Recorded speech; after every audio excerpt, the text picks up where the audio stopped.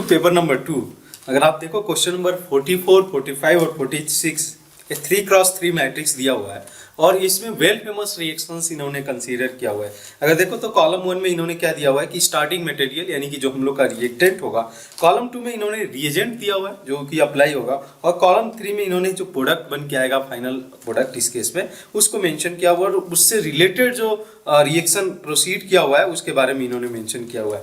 तो एक बार हम लोग देखते सकते हैं और देखते हैं कि किस तरीके का रिएक्शन इसमें कराया गया हो सकता है। तो पहला इन्होंने एल्डिहाइड दिया हुआ है। अगर देखो तो इसमें 2 कार्बोनिल ग्रुप है और इसमें मैक्सिमम पॉसिबिलिटीज बनती है कि intramolecular aldol condensation reaction occur होगा।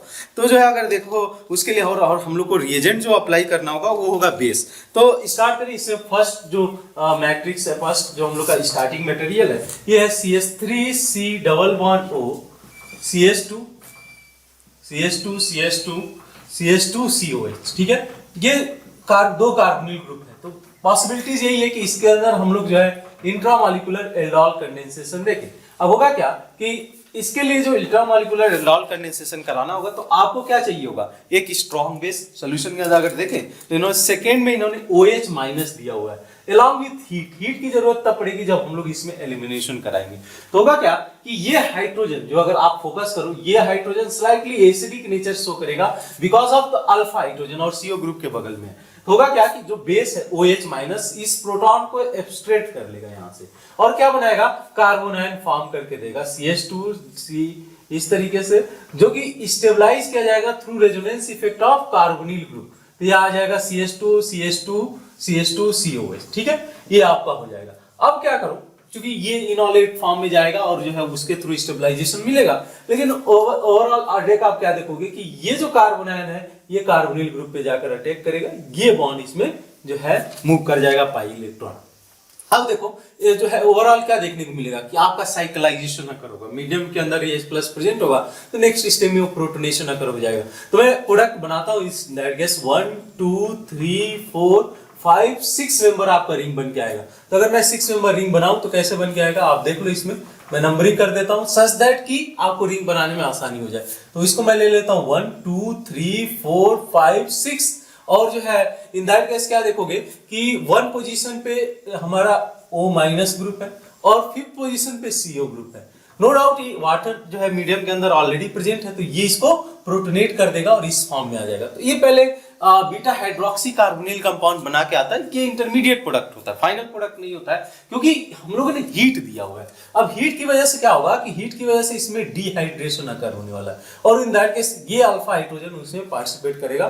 तो जो है बीटा एलिमिनेशन हम लोग इसको नेम देते हैं। तो उसके बाद जैसे ही एलिमिनेशन होगा ये प्रोडक्ट क्या दे देगा, आपको प्रोडक्ट दे देगा alpha beta unsaturated carbonyl compound, यानी कि कुछ आपको इस तरीके से प्रोडक्ट मिलने वाला alpha beta unsaturated carbonyl compound. अगर इसको मैं मेंशन कर दूं अल्फा बीटा अनसैचुरेटेड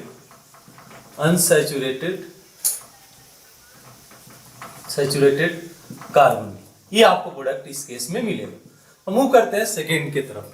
सेकेंड क्या है, तो सेकेंड अगर याद हो तो इन्होंने एल्कोहल यूज किया हुआ है, और एल्कोहल के साथ अगर हम लोग को पता है कि अगर डाइल्यूट एसिड के प्रेजेंस में अगर इसको रिएक्शन को कराया जाए या कंसंट्रेटेड के केस में, तो इन दैट केस डिहाइड्रेशन अकर होगा।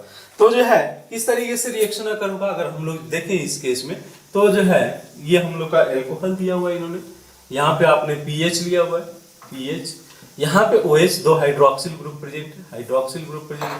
ठीक है, तो अगर यहाँ पता होगा कि जो है एल्कीन के अलावा हम लोग रिएक्शन कराते थे तो जो है डिहाइड्रेशन और हाइड्रेशन दोनों होते थे, लेकिन डिपेंड करता था कि जो हम लोगों ने एसिड लिया है, डाइल्यूट लिया है या कंसंट्रेटेड लिया हुआ है। जब हम लोग कंसंट्रेटेड लेंगे तो डिहाइड्रेशन अगर होगा, डाइल्यूट लेंगे तो हाइड्रेशन अगर होगा, उस पर डिपेंड करता था। कंसंट्रेटेड H2SO4 लोगे क्या होगा इसमें रिएक्शन, तो ये इसको प्रोटोनेट करेगा। दोनों के केस में ये पहले प्रोटोनेट होगा, क्योंकि जो ये कार्बोकैटायन फॉर्म करके आएगा वो 2 फिनाइल के थ्रू रेजोनेंस स्टेबलाइज किया जाएगा। तो मैं क्या कर रहा हूं इस स्टेज में इसको प्रोटोनेट करूंगा, यहां से वाटर मॉलिक्यूल आपका एलिमिनेट कर जाएगा और फाइनली ये कार्बोकैटायन को फॉर्म कर देगा। कार्बोकैटायन किस तरीके से फॉर्म करके देगा, तो आप एक बार देखो तो यहाँ पे OH, यहाँ पे आ जाएगा आपका कार्बोकैटायन पॉजिटिव चार्ज, और यहाँ पे PH और यहाँ पे PH।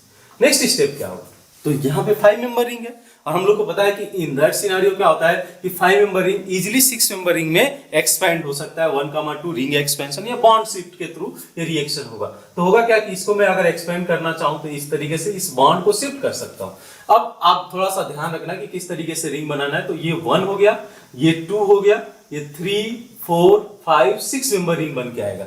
अब जो है इसको अगर मैं इधर ड्रॉ करता हूं किस तरीके से 6 मेंबर रिंग में ये फॉर्म करके आएगा, तो 1 इसको भी नंबरिंग कर देता हूं। ध्यान है कि जब आप रिंग में कोई भी मॉडिफिकेशन करो तो नंबरिंग करके जाओ ताकि आपको पोजीशनिंग करने में ज्यादा डिफिकल्टी ना हो। तो 4, 5, 6 ये हो जाएगा। अब करो क्या कि 1 पोजीशन पे हम लोग को पता है कि जो है 1 पोजीशन पे 2 फिनाइल ग्रुप इस तरीके से प्रेजेंट है, और जो है अगर आप जाओ 6 पोजीशन पे तो पॉजिटिव चार्ज और साथ में क्या है OH ग्रुप प्रेजेंट है। ये इसलिए यहाँ पे रीअरेंजमेंट फर्दर रीअरेंजमेंट नहीं होगा बिकॉज ये तो स्टेबलाइज किया जाएगा through resonance lone pair of oxygen. अब फाइनली ये क्या दे देगा, फाइनली आपको जो प्रोडक्ट होगा या आप देखोगे कि ये यहाँ से H+ लूज करेगा और ये आपको कीटोन दे देगा इस तरीके से। तो यहाँ पे 2 फिनाइल ग्रुप में अटैच करा देता हूँ, फिनाइल फिनाइल फिनाइल, और यहाँ पे क्या होगा आपका कीटोन प्रोडक्ट आ जाएगा। ये आपका रिएक्शन होगा। थर्ड केस में देखते हैं। तो जो है ये भी आसान रिएक्शन है, बस हम लोग जो है इसको बेकमैन रीअरेंजमेंट के थ्रू कवर करते हैं। रिएक्शन ऑलमोस्ट दिखेगा ये अल्कोहल जैसे रिएक्शन, बट आप देखोगे कि ये बेकमैन रीअरेंजमेंट बोला जाता है। इसको हम लोग कंसीडर करें तो किस तरीके से रिएक्शन होगा कि आपने लिया हुआ है डाइल्यूट एसिड, देखते हैं इस केस में तो NOH। अब डाइल्यूट एसिड के प्रेजेंस में होगा क्या, डाइल्यूट H2SO4 आपने यूज किया, होगा क्या डाइल्यूट H2SO4 इसको प्रोटोनेट करेगा। जैसे ही प्रोटोनेट करेगा ये इधर चला जाएगा, वाटर रिमूव करेगा। अब रिमूव करने के बाद क्या देखने को मिलेगा कि ये जो है नाइट्रोजन पे आपका पॉजिटिव चार्ज होगा, यहाँ पे आपको रिंग एक्सपेंशन देखने को मिलेगा। तो रिंग एक्सपेंशन देखोगे तो इस तरीके से ये 1,2 बॉन्ड शिफ्ट के थ्रू रिएक्शन अकर होगा। तो जो है किस तरीके से प्रोडक्ट आपका बना देगा, अगर मैं इसको ड्रॉ करूं तो 7 मेंबर रिंग हम लोग देखने जा रहे हैं। इस तरीके से कुछ केस होगा, यहाँ पे आ जाएगा नाइट्रोजन और ये डबल बॉन्ड के साथ में यहाँ पे पॉजिटिव। नेक्स्ट स्टेप में आपको पता होगा कि इस पे वाटर अटैक करेगा, तो वाटर अटैक करेगा तो क्या बना लेगा, जस्ट एक बार मैं रिएक्शन इसको दिखा देता हूं आपको। तो जो है वाटर अटैक करेगा तो ये आ गया N11O, यहाँ पे OH। फाइन, यहाँ से प्रोटॉन हम लोग को पता है कि टॉटोमरीज अकर होता है और ये कैप्रोलैक्टम फॉर्म करता है। ये याद रहे कि जो है कई बार ये क्वेश्चन पूछा हुआ है कैप्रोलैक्टम के प्रिपरेशन पार्ट को लेकर, तो यहाँ पे आप जो है इजीली बना सकते हो। कैप्रोलैक्टम इस तरीके से आपका बन के आ जाएगा, इसको बोलते हैं हम लोग कैप्रोलैक्टम। तो जो है फाइनली होता क्या है कि जब आप इसको हाइड्रोलिसिस करोगे तो ये पॉलीमर फॉर्म करके देता है जिसका नाम हम लोग बोलते हैं लाइलॉन 6। जब इसको आप हाइड्रोलिसिस करते हो H2O तो लाइलॉन 6 ये जो है एज अ प्रोडक्ट फॉर्म करके देता है जो आपके पॉलीमर चैप्टर में है। तो ये कंप्लीट तीनों रिएक्शन हुए। एल्डोल कंडेंसेशन ये आपको डिहाइड्रेशन रिएक्शन में मिल जाएगा और ये आपको बेकमैन रीअरेंजमेंट में मिल जाएगा। तीनों के तीनों मैं बोलूंगा कि वेल फेमस रिएक्शन है, इसके साथ गो थ्रू होते जाइएगा। तब जो है आते हैं हम लोग क्वेश्चन के पार्ट पे कि क्या इन्होंने कॉम्बिनेशन पूछा हुआ है।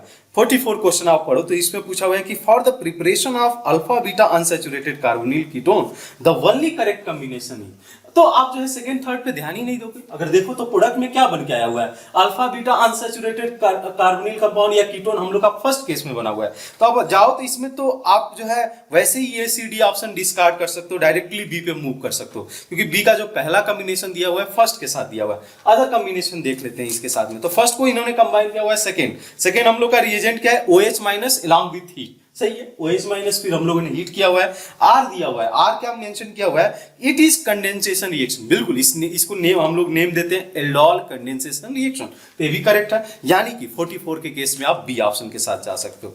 नेक्स्ट 45 की बात करें तो only correct combination in which polymerisation of hydrolysed product give condensation polymer. ये मैंने बोला कि जो है ये जो है आपका कंडेंसेशन के थ्रू गया हुआ है, बेकमैन रीअरेंजमेंट हुआ फिर कंडेंसेशन हुआ। तो ये फाइनल जो प्रोडक्ट दे रहा है ये आपको लाइलॉन 6 जो है प्रोडक्ट एज अ फाइनली देगा। तो इन दैट सिनेरियो आप जो है डायरेक्टली जा सकते हो कि जो है केस थर्ड के तरफ जा सकते हो। इसमें थर्ड अगर आप देखो तो सी ऑप्शन में दिया हुआ है पहला। अब थर्ड को किसके साथ मैच कराया, थर्ड को इन्होंने डाइल्यूट H2SO4 के साथ मैच कराया, बिल्कुल करेक्ट है। देन इन्होंने इसके साथ मेंशन किया हुआ है थर्ड को पी के साथ में। पी क्या दिया हुआ है, 7 member cyclic amide will form. बिल्कुल अगर आप देखो तो यहाँ पे फाइनल प्रोडक्ट क्या हुआ है, ये 7 मेंबर साइक्लिक अमाइड फॉर्म करके दिया हुआ है। तो ये बिल्कुल करेक्ट है, यानी कि अगर आप 45 की बात करो तो सी ऑप्शन उस केस में करेक्ट हो जाएगा।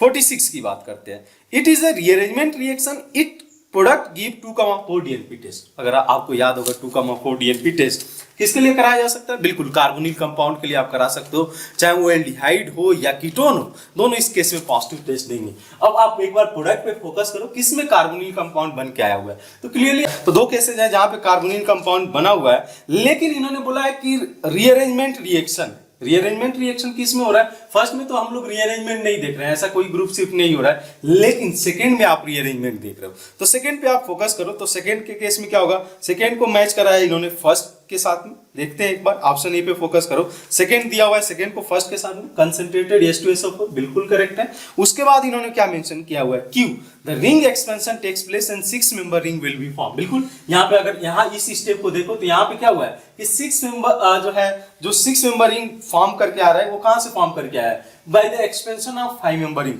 तो इन दैट केस Q भी इसके साथ जो है करेक्ट कॉम्बिनेशन है।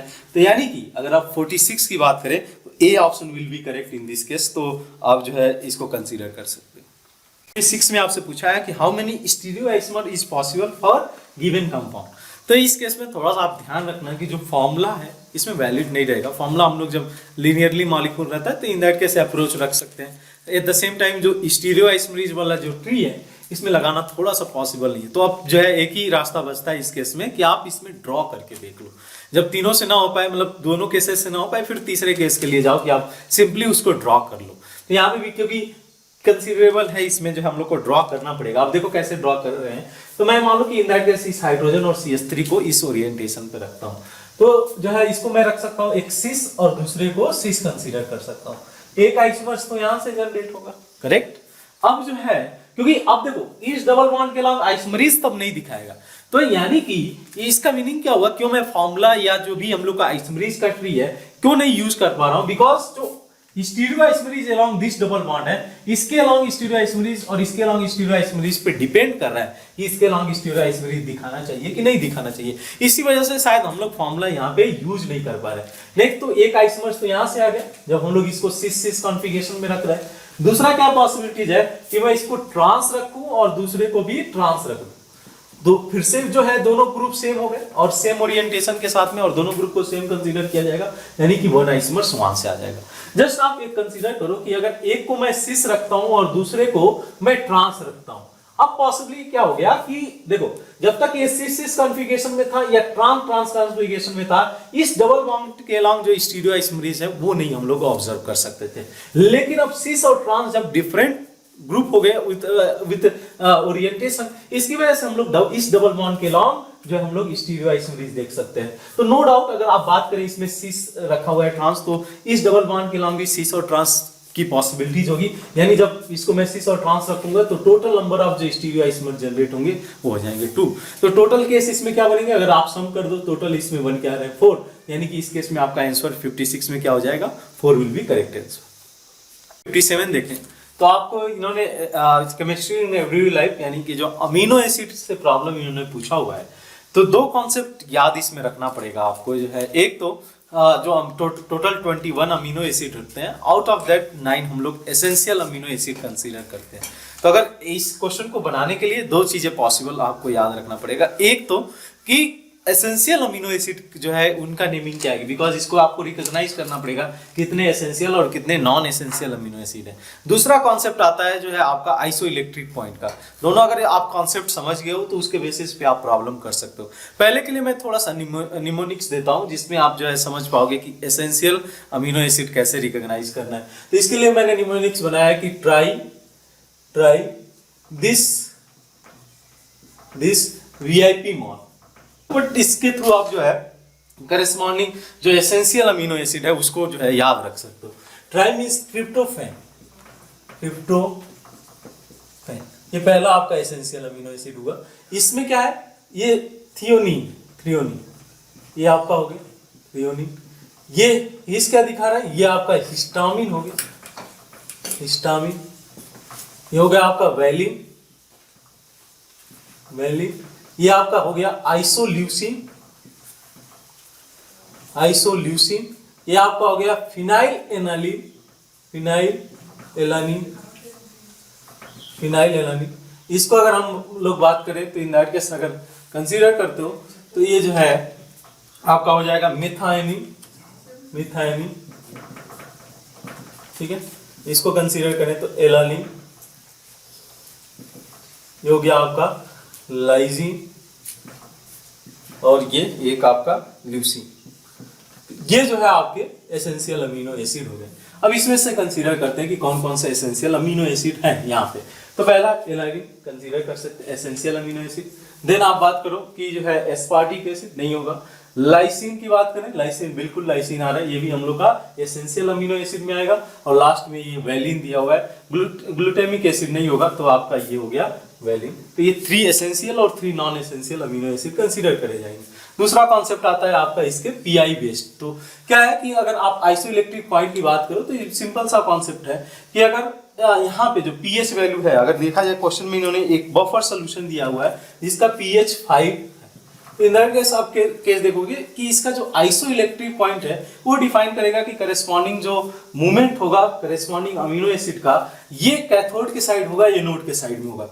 तो आइसोइलेक्ट्रिक पॉइंट का आप जो है डिफिनीशन देख सकते हो, इसका कॉन्सेप्ट देख सकते हो। इस केस में क्या है कि अगर पीएच ग्रेटर देन 5 होगा तो नो डाउट जो है करेस्पॉन्डिंग जो अमीनो एसिड है वो मूव करेगा आपके कैथोड के साइड में। लेकिन अगर पीएच लेस देन आपका 5 होगा मिस करेस्पॉन्डिंग बफर सॉल्यूशन का, तो फिर एनोड के साइड में ये मूव करेगा। तो अगर इसमें आप कंसीडर करो कि कौन कौन से जो अमीनो एसिड है कैथोड की तरफ जाएंगे, बिल्कुल इसको कैथोड की तरफ कंसीडर कर सकते हैं। पीएच इज ग्रेटर देन 5 है, इसको भी कैथोड की तरफ कंसीडर कर सकते हैं। ये आपका anode, then cathode, then anode, और फिर ये 5.97 यानी कि 5 से ज्यादा, फिर एक कैथोड हो गया। अब क्वेश्चन की बात करते हैं। क्वेश्चन में क्या पूछा हुआ है इन्होंने? क्वेश्चन में बोला है कि number of non essential amino acid move towards the cathode. अब बात करें इसमें कि नॉन एसेंशियल अमीनो एसिड कौन कौन से हो गए जो कैथोड की तरफ जाएंगे।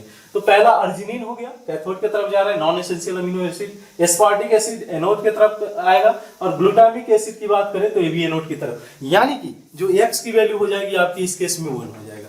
देन बात करते हैं number of essential amino acid moves towards anode, यानी कि वाई मेंशन किया हुआ है। तो जो है इसमें बोला है कि essential amino acid that move towards anode. अगर फोकस करो, एलानिन एसेंशियल अमीनो एसिड है, कैथोड की तरफ जा रहा है। लाइसिन एसेंशियल अमीनो एसिड है, ये भी आपका कैथोड की तरफ जा रहा है। और वैलिन ये भी आपका एसेंशियल अमीनो एसिड है, कैथोड की तरफ जा रहा है, यानी कि वाई की वैल्यू क्या हो जाएगी 0। Third, A number of amino acid moves toward cathode is Z। तो अगर हम लोग बात करें इसमें अमीनो एसिड का जो कैथोड की तरफ मूव कर रहे हैं, तो आप काम कर ले, इसमें एसेंशियल और नॉन एसेंशियल दोनों आपको कंसीडर करना है। तो 1 2 3 4 यानी कि Z की वैल्यू हो जाएगी 4। यानी कि अगर आप इसमें क्वेश्चन में पूछा है कि find the value of x + y + z, यानी कि आपका जो है आंसर हो जाएगा इस केस में 5। 8 में आपसे पूछा है कि how many reaction will proceed through free radical addition mechanism. ध्यान रहे एडिशन इन्होंने मेंशन किया हुआ है, यानी जो है फ्री रेडिकल मैकेनिज्म फॉलो करें, साथ में एडिशन होना जरूरी है। तो यहाँ पे जो है आप पहला 1 by 1 रिएक्शन कवर करें तो आइडिया लगते जाएगा कि किस मैकेनिज्म को ये फॉलो करने जा रहा है। तो पहला आप केस देखो, इन्होंने क्या लिया है, जो है NBS लिया है, एन ब्रोमोसक्सिनोइड। अब एन ब्रोमोसक्सिनोइड की खासियत क्या है, ये ब्रोमिनेशन कराता है आइदर एलाइलिक पोजीशन पे और बेंजाइलिक पोजीशन पे, ये आपको जो है देखने को मिलेगा। तो जो है यानी वहां पे आप देखोगे, ध्यान रखना है कि सब्स्टिट्यूशन रिएक्शन होगा, एडिशन नहीं होगा। होगा क्या कि ये आपको पता है कि ये जो हाइड्रोजन है ये एलाइलिक हाइड्रोजन है, तो प्रोडक्ट में क्या देखने को मिलेगा कि NBS इस हाइड्रोजन को रिप्लेस करके यहाँ पे ब्रोमीन ग्रुप को अटैच करा देगा। यानी कि प्रोडक्ट आपको कैसे देखने को मिलेगा, कुछ प्रोडक्ट ऐसे देखने को मिलेगा, एलाइलिक पोजीशन पे ब्रोमीन जुड़ गया। तो यहाँ पे रेडिकल मैकेनिज्म को फॉलो किया, लेकिन क्वेश्चन फिर से रीड करो तो उसमें पूछा हुआ है कि रेडिकल एडिशन होना चाहिए। यहाँ पे क्या है कि ये रेडिकल सब्स्टिट्यूशन हो रहा है। अगर इस रिएक्शन पे फोकस करो तो this is radical substitution reaction, तो इसको नहीं मैं कंसीडर कर सकता हूँ फर्स्ट वाले को। सेकेंड की बात करें, HCl in the presence of peroxide इन्होंने मेंशन किया हुआ है। HCl in the presence of peroxide, क्या अगर आपको याद हो, ये बार बार हम लोग मेंशन करते थे कि जो पेरोक्साइड इफेक्ट होता था केवल और केवल हम लोग देखते थे HBr के साथ में। अदर जो है इन दैट केस जो है पेरोक्साइड इफेक्ट नहीं दिखाएंगे, चाहे वो HCl ले लो आप या HI ले लो, पेरोक्साइड इफेक्ट आपको देखने के लिए नहीं मिलेगा। तो यहाँ पे एडिशन तो होगा, नो डाउट जो है HCl का एडिशन होगा, बट फ्री रेडिकल मैकेनिज्म के थ्रू रिएक्शन प्रोसीड नहीं करने जा रहा है। ये नॉर्मली इलेक्ट्रोफिलिक एडिशन रिएक्शन के थ्रू जाएगा। होगा क्या कि H+ इसको जाएगा, इसको प्रोटोनेट करेगा और नेक्स्ट स्टेप में Cl- अटैक कर जाएगा, यानी कि प्रोडक्ट आपको कुछ इस तरीके से देखने को मिलेगा। और यहाँ पे जो रिएक्शन कहलाएगा आपका, ये कहलाएगा electrophilic addition. No doubt addition है, बट रेडिकल एडिशन नहीं। देन आप बात कर लो इसका HBr in the presence of HMu। आपको याद होगा मैंने एक ट्रिक दिया था हेल्पर करके, तो रिकॉग्नाइज जो है आपका कि कौन से जो रिएक्शंस हैं वो फ्री रेडिकल के थ्रू जाएंगे। हीट हो गया, इलेक्ट्रोलिसिस हो गया, लाइट हो गया, या आपका फोटोलिसिस हो गया। इन दैट केस आप रेडिकल वगैरह कंसीडर कर सकते हो। ये हम लोगों ने एक शॉर्ट ट्रिक दिया हुआ था to consider the which reaction is going to proceed via radical mechanism. यहाँ पे भी वही केस है, आपका देखो HMu दिया हुआ है, HMu आपका सनलाइट है, फोटोन के थ्रू ये रिएक्शन हो रहा है, तो बिल्कुल यहाँ पे जो मैकेनिज्म फॉलो करेगा वो रेडिकल के थ्रू जाएगा और साथ में इस डबल बॉन्ड के अलॉन्ग एडिशन होने जा रहा है। तो कैसे होगा कि ये HMu के प्रेजेंस में ये जो है ब्रेक कर जाएंगे, ये हाइड्रोजन रेडिकल और ब्रोमीन रेडिकल जनरेट करेंगे। नेक्स्ट स्टेज में हाइड्रोजन रेडिकल जाकर कंबाइन करेगा, ब्रोमीन रेडिकल जाकर नेक्स्ट स्टेज में कंबाइन कर लेगा और फाइनली ये फॉर्म कर लेंगे CH3। यहाँ पे आपका प्रोडक्ट बन के आ जाएगा, Br, सॉरी यहाँ से हाइड्रोजन को ये रिप्लेस करेगा, तो आप केस देख सकते जो है एडिशन हो जाएगा CH2 CH3। ये आपका प्रोडक्ट यहाँ पे देखने को मिलेगा। नेक्स्ट आ जाओ फोर्थ केस में, इन्होंने क्या लिया हुआ है HI in the presence of peroxide. फिर से वही सेम कहानी कि HCl के जब पेरोक्साइड इफेक्ट नहीं दिखा रहा, HI भी पेरोक्साइड इफेक्ट नहीं दिखाता, HBr के केस में देखने को मिलता है, तो आपका फोर्थ केस भी इनकरेक्ट हो जाता है। नेक्स्ट आप बात कर लो HBr in the presence of peroxide, बिल्कुल होगा। यहाँ पे अगर मैं प्रोडक्ट बनाना चाहूँ तो सिंपली आप बना सकते हो CH3C डबल बॉन्ड H, यहाँ पे एक साइड में आप H ऐड कर सकते हो, एक साइड में I ऐड कर सकते हो, ये आपको प्रोडक्ट देखने को मिलेगा। फर्दर एडिशन हो सकता है नो डाउट, लेकिन रिएक्शन जो भी प्रोसीड करेगा ये जो है रिएक्शन जाएगा इलेक्ट्रोफिलिक एडिशन के थ्रू। नेक्स्ट आप बात कर लो इसका, तो HBr in the presence of peroxide, well known, आपको पता है in that case addition reaction होगा और ये रेडिकल मैकेनिज्म को फॉलो करेगा। NVS की बात करें, वंस अगेन ये रिएक्शन या तो एलाइलिक या बेंजाइलिक पोजीशन पे जाकर ब्रोमिनेशन करेगा। वंस अगेन ये फ्री रेडिकल तो रिएक्शन जाएगा, लेकिन आपका फ्री रेडिकल एडिशन रिएक्शन नहीं होगा। तो जहां तक एडिशन की बात करें जो फ्री रेडिकल के थ्रू जा रहा है, ये तो हम लोग का एक थर्ड हो जाएगा और एक कंसीडर किया जा सकता है आपका ये फिफ्थ ऑप्शन। यानी कि आप जो है ओवरऑल इसमें देखो तो फ्री रेडिकल एडिशन के कितने केसेस बन रहे हैं, टोटल 2 केसेस बन रहे हैं। तो आप हम लोग का इस केस में आंसर हो जाएगा 2। 9 में आपसे पूछा है कि how many positional isomers of dichloro biphenyl is possible if each ring of biphenyl has only 1 chlorine. यानी करना क्या है आपको कि क्लोरीन एक इस बेंजीन रिंग पे रखना है और एक दूसरे वाले पे रखना है क्लोरीन को, और उसके बेसिस पे फाइंड आउट करना है कि टोटल पोजिशनल आइसोमर कितने पॉसिबल होंगे। अब जो है आप कंसीडर करना चाहो सिंपली इसमें अप्रोच रख सकते हो कि मान लो एक क्लोरीन को यहाँ पे अगर मैं जो है अटैच कराता हूँ तो अदर पॉसिबिलिटी इसमें क्या जनरेट होकर आ सकती है 1, 2 और 3, यानी इस केस में ये 3 पॉसिबल वे हो सकते हैं। अब मैं क्या करता हूँ इसमें थोड़ा सा मॉडिफिकेशन करता हूँ, ठीक है, इस केस को कंसीडर करते हैं। तो थोड़ा मॉडिफिकेशन करने का मींस यहाँ पे अगर मान लो आप क्लोरीन अटैच कराएं तो क्या पॉसिबिलिटीज हो सकती है इस केस में, तो मैं इसको यहाँ पे ले सकता हूँ, कंसीडर कर सकता हूँ दूसरे वाले क्लोरीन को, या तो इस पोजीशन पे कंसीडर किया जा सकता है। यहाँ पे नहीं कर सकता हूँ, यहाँ पे करूंगा तो फिर से ये पहला वाला स्ट्रक्चर से आ जाएगा, तो 2 केस आपके यहाँ से निकल के आएंगे। अब जो है आप इसमें देख लो, एक और केस हो सकता है, बन सकता है कॉम्बिनेशन, तो जो है जो पॉसिबल कॉम्बिनेशन बन सकता है इसमें एक केस आ सकता है कि मान लो इस क्लोरीन को मैं यहाँ पे अटैच कराता हूँ तो दूसरे वाले क्लोरीन को कहाँ पे, यहाँ पे अगर मैं अटैच कराऊं तो ये जो है अदर जो जितने केसेस हैं उससे डिफरेंट केस बन के आएगा। तो यहाँ पे अगर यहाँ पे जाता हूँ तो फिर से रिपीट करेगा, यहाँ पे जाएंगे तो ऑब्वियसली वो रिपीट करेगा, यानी कि यहाँ से आपका 1 केस निकल के आ रहा है। तो total number of positional isomers पूछा हुआ है, अब इससे आसान हम लोग को प्रॉब्लम नहीं मिलेगा। तो देख सकते हो 3 + 2 + 1 टोटल आपके 6 पोजिशनल आइसोमर्स फॉर्म करके आएंगे, बनाकर आप एक बार देख सकते हो। यहाँ से लास्ट क्वेश्चन देखें इस पेपर का, तो जो है पूछा क्या है इन्होंने कि how many molecules given below are the more basic than aniline. Aniline की बात करें तो क्या होगा इन दैट केस कि नाइट्रोजन का जो लोन पेयर है ये डीलोकलाइज्ड है। तो हम लोग को पता है कि डीलोकलाइजेशन से क्या होता है कि availability of lone pair decrease हो जाता है, जिसकी वजह से बेसिक स्ट्रेंथ कम होते जाएगा।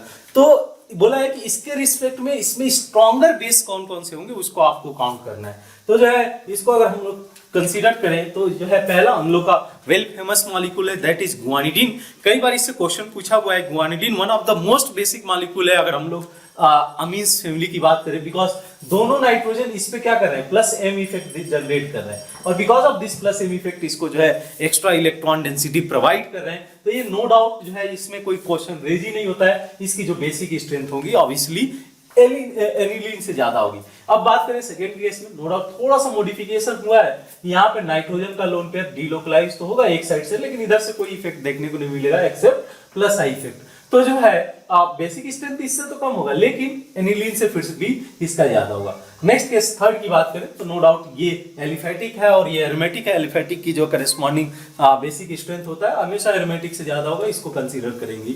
ये भी ज्यादा, अमोनिया का भी ज्यादा होगा, इससे ज्यादा होगा जो है बेसिक स्ट्रेंथ। यहाँ पे बात करें तो यहाँ पे थोड़ा स्लाइटली बेसिक स्ट्रेंथ कम हो जाएगा।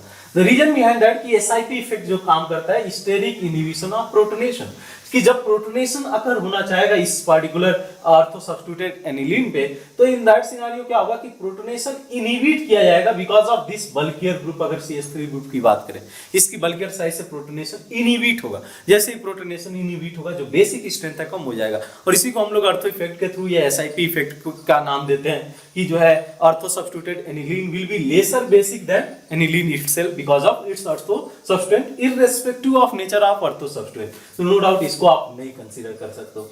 इसमें आप बात करो तो ये तो रहा अमाइड। अमाइड तो हम लोग बेसिक में कंसीडर ही नहीं करते हैं, और इसके पीछे रीजन आप समझ सकते हो कि CO एक स्ट्रॉन्ग -M ग्रुप है जो अपने तरफ इलेक्ट्रॉन को विड्रॉ करेगा। जैसे इलेक्ट्रॉन को विड्रॉ करेगा तो availability of lone pair at nitrogen is going to decrease.